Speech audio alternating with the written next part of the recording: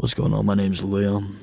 Today I'm going to be doing a YouTube tutorial sort of thing on how to use Flip-a-Clip for special effects over pre-recorded videos. So first things first, you gotta know how to get a video into, the app. So first you gotta go into that little three dots menu sort of thing in that top corner there. Not the one on the tiny bar, but the one above that.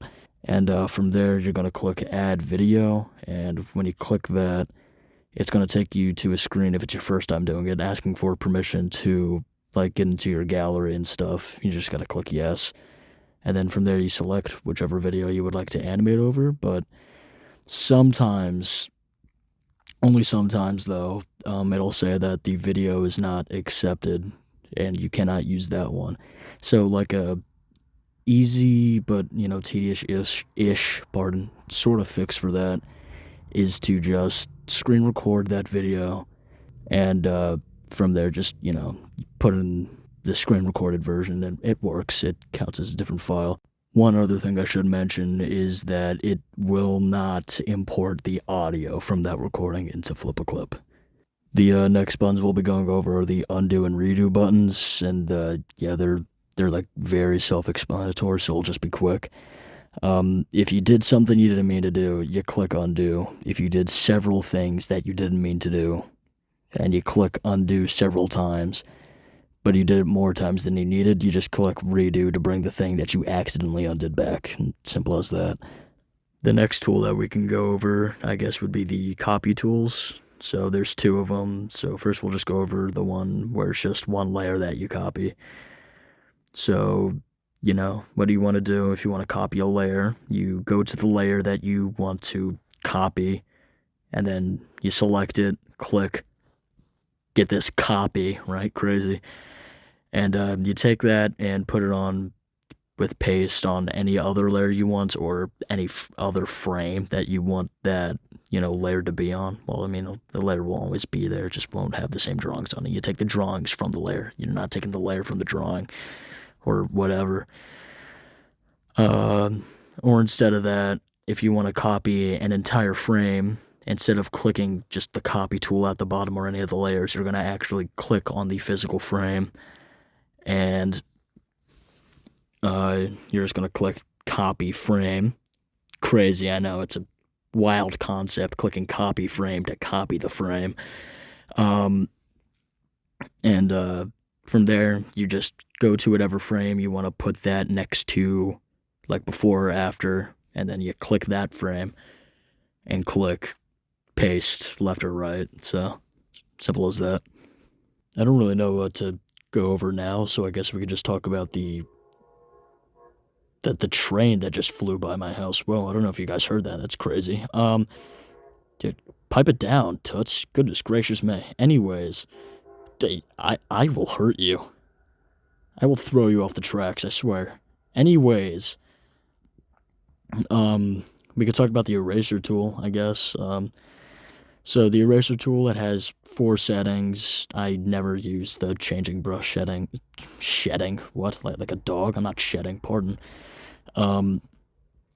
The changing brush setting, and I never really do that unless I'm doing something like really fancy, but I'm never doing anything really fancy. But you got the size of the eraser, you got the opacity, and you got the fade. Like a haircut. Fade, that's also a tool I don't ever really use unless I'm doing something fancy, but it's like a lesser version of fancy. And it's like a house with a basement versus a 2-story house in a basement sort of fancy thing. So yeah, the size obviously changes the size of the brush, and the opacity changes how much you're erasing, I guess. I'll just show you an example real quick here. Check it. Oh yeah, you see that? Wow. Oh yeah. Yeah, look at me go. Look at me erase. And look at me also kind of not erase. Just make things a little more octpactless. I don't know what the term is. Transparent? It would be transparent. Oh yeah, it's wonderful. Also, here's an example of fade, because I don't really know how to describe that. I don't know how to describe it off the top of my head. It's like the middle of the night when I'm recording this. Cut me some slack. But yeah, I guess that's about it for that. Next thing we go over, I mean, it's only fitting that we talk about the actual drawing tool that you'll be using the entire time, no exceptions, for, the actual animating, the thing that you're doing, the thing that you're watching this for. You smell me, miss tell me? Anyways, uh, so you got the color wheel there. You're not going to believe what this does. It lets you choose the color that you're going to be using. What? I know. It's bonkers. Um, so yeah, no, any color, like, anything, any color. Oh yeah. Why am I showing this for so long? Why did I record? I don't need this for so long. Okay, whatever. Um, I guess next, the brush. The brush. This is something I do actually use for like impact frames, or like something that needs to be like a little jagged. I like to use that heartbeat one right there. Oh yeah. Oh yeah. Yeah, that's a good one. That's a fun one. But there are so many different brushes here. I don't really know what all of them do, so you'll have to experiment with that yourself. But they, believe it or not, the different brushes changes what it looks like. I know. I'm in a really sarcastic mood right now. I'm so sorry. It's so late. I'm about to pass out. I have a shirt over my face, which is making it a little tough to breathe, but I'm doing that so that I'm not breathing into the mic like this the whole time, you don't want to hear that. And I know you don't want to hear that. It sucks. Back to the video. Opacity, it's same thing as the eraser, just changes how, like, passionate the color that you're using is. Like the fade, makes it transparent. And you know what? I guess while we're here, we could talk about that ruler right there, the ruler tool.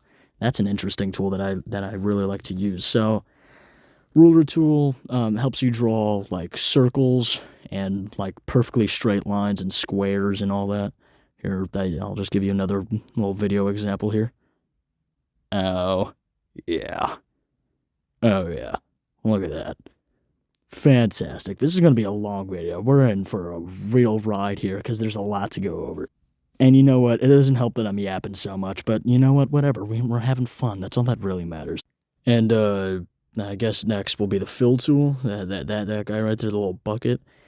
You just do that to fill in an entire area with one color. Make sure your lines are filled in, otherwise that color's just gonna go like everywhere. Like it's gonna go everywhere. It's really annoying, and you have to find where that little hole is, and sometimes it could just be like the smallest little tedious little thing. It's really annoying. I don't like it. I like the fill tool. I don't like that, things seep through it. Like air through mesh, like a chicken wire, it's not fun.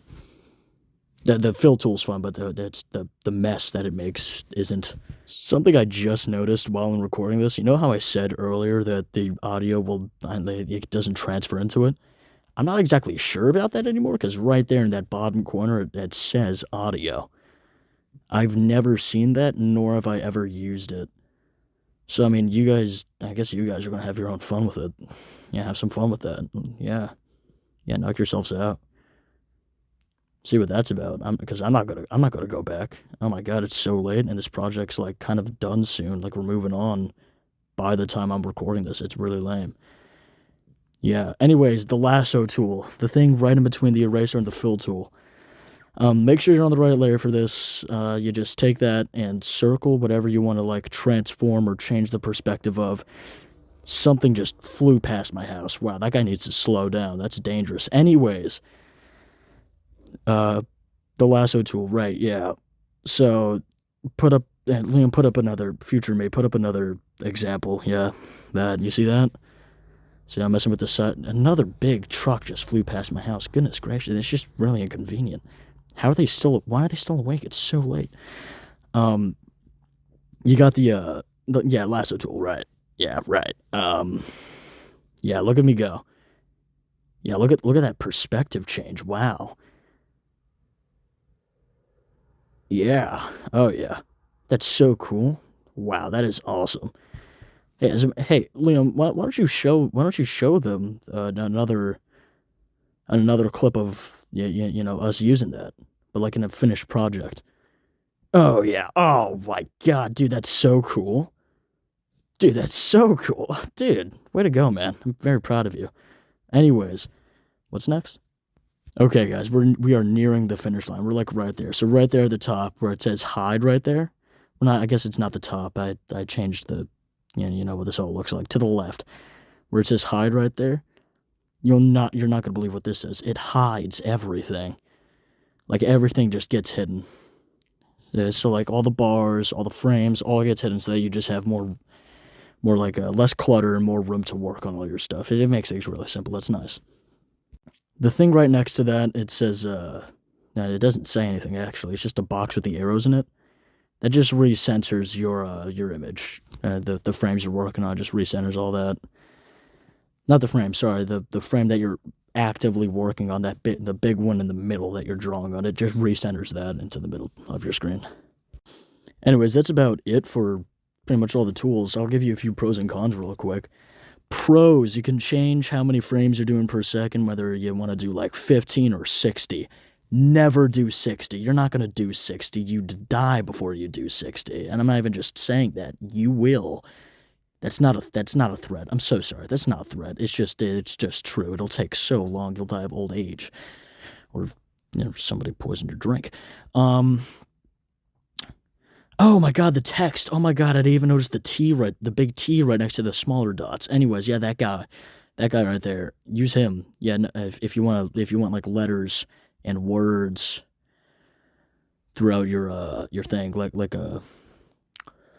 in Batman, like the comics where they go kaplow, kaboom, whoopsh.